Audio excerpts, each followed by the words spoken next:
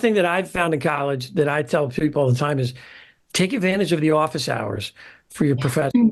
Okay, because here's the thing.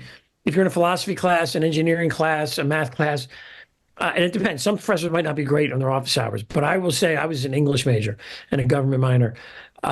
That when you take example and to go to talk to the professor about this stuff, this is somebody that spent their entire life studying the Constitution or studying English literature from the 19th century. When you go to talk to them, him or her about their particular expertise, that is honoring both their life's work, but it's also hopefully really interesting.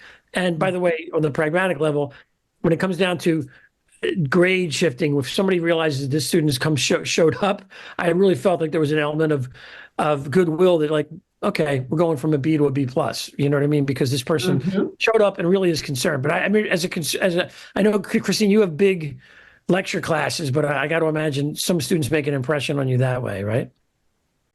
So my biggest regret from my university days is that I did not go to office hours nearly enough. And so I tell any undergraduate who will listen, come to office hours. Most of the time, I just sit here with my door open and nobody comes to talk to me.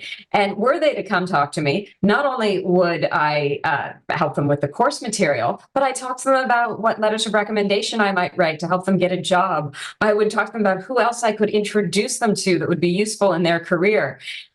And then maybe we would connect in some way that I would be an ongoing connection for their future.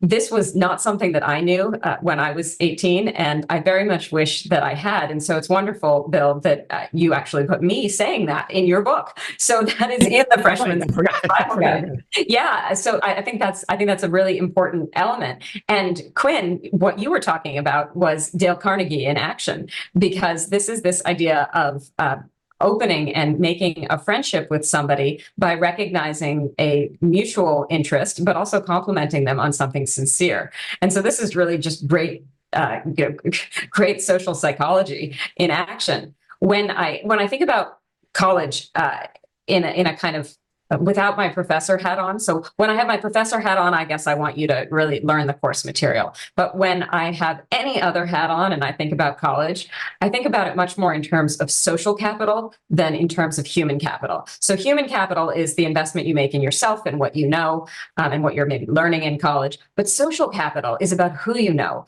It's about your friends and your professors. And really, mostly what I took from my college experience is a great deal of social capital. And so I would encourage everybody to join clubs, to meet with their professors, to make really lifelong friends and keep in touch, and do things that are interesting to you, compliment others for their successes, work together well as a team, because that kind of social capital and those social connections, that's going to be the thing that you take away for decades to come.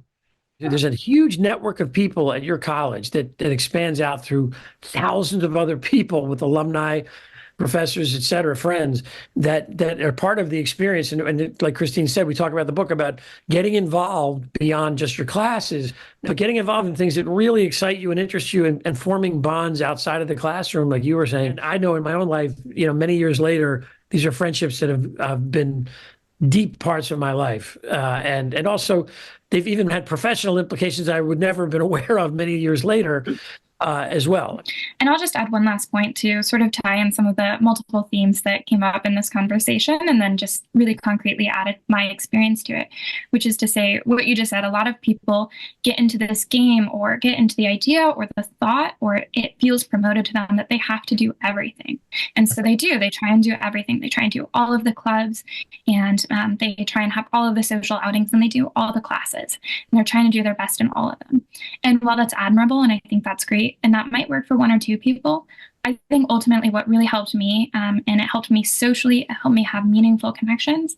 And then even this kind of future and forward looking item of thinking about where you want to be and what job you want to have, picking one or two extracurriculars that I could concretely talk about in terms of my values, and say why that, oh, I was involved in this club, and that's related. These are the skills I gained from being in that club, but also this is why it was personally meaningful to me. I didn't just pick this club to have more items on my resume. And I'll even say, like, in my PhD interview, I think I talked about the fact that I was part of a rock climbing club. I used to be a big rock climber.